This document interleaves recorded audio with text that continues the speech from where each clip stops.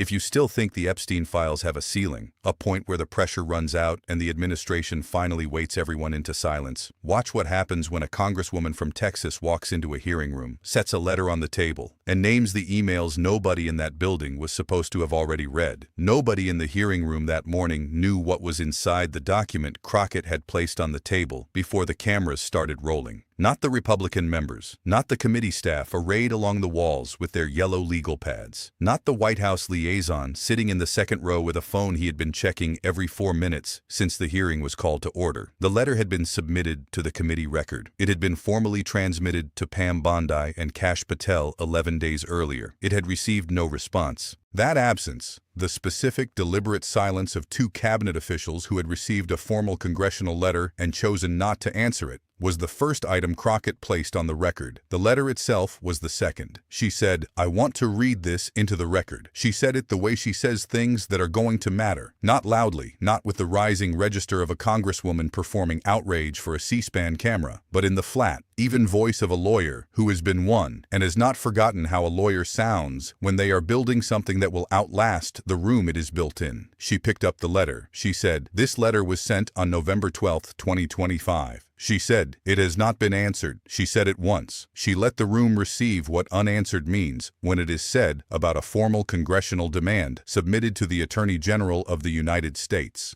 Then she said, "Newly released emails show that President Trump spent hours alone with a victim of Jeffrey Epstein's abuse. The room did the thing that rooms do when a sentence of that specific weight is placed in the air without a preamble designed to soften it. Not applause, not a gasp. The low sustained stillness of a space absorbing information that has just moved the known record of a case from one position to another and cannot be moved back." A Republican member to Crockett's left looked down at the table. A staff attorney near the wall stopped writing. Crockett did not look up from the letter. She said, "The letter questions why the DOJ and the FBI have withheld the context in which the president's name appears in the Epstein files." She said, "It questions why federal agencies appear to be taking the indefensible position of keeping the American people in the dark."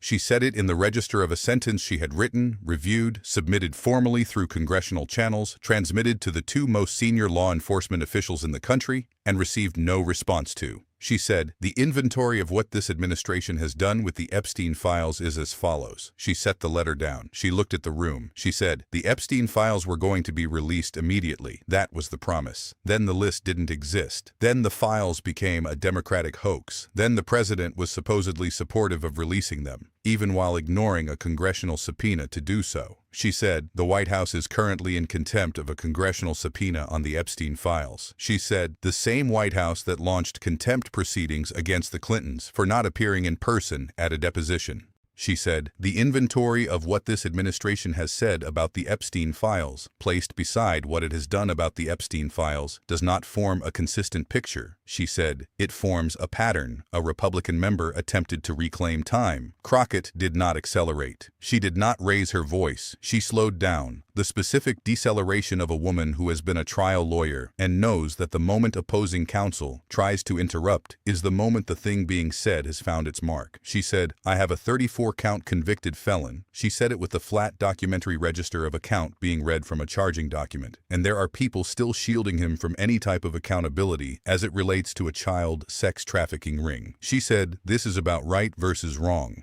She said it the way she says things she means, not as a rhetorical closer, not as the political punctuation of a prepared statement nearing its end, but as the finding of a woman who had walked into a hearing room at 9:14 a.m. with a letter that had received no response and was now in front of a camera and a committee and a White House liaison checking his phone in the second row, placing the finding in the permanent record of a committee proceeding. The White House posted within the hour. They called the statement a partisan attack, a desperate political maneuver, a witch hunt conducted by someone who had described the president as allegedly elected. They called Crockett low IQ, the specific recurring characterization that Trump had used about her since June 2025, which she had addressed on The View in the Flat, even voice of a woman declining to be rattled. "For you to be in charge of the whole country, you sure do have my attention." She had said it then without acceleration. She let the record say it now without repetition. The inventory was in the committee transcript. Newly released emails. Hours alone with a victim. A formal congressional letter submitted November 12th and unanswered. A subpoena ignored. A Maxwell Maxwell deposition in which every question received the Fifth Amendment, a New York judge approving the release of sealed grand jury evidence, and a White House that had described the Epstein files as a hoax while simultaneously claiming to support their release. Each item had been placed in the record individually. Together, in sequence, in the flat voice of a woman reading a letter she had written herself into the permanent proceeding of a congressional committee, they formed the thing that the administration's 11-month strategy of delay and deflection had been specifically designed to prevent from forming. A complete picture. Trump posted 6 times before the hearing adjourned.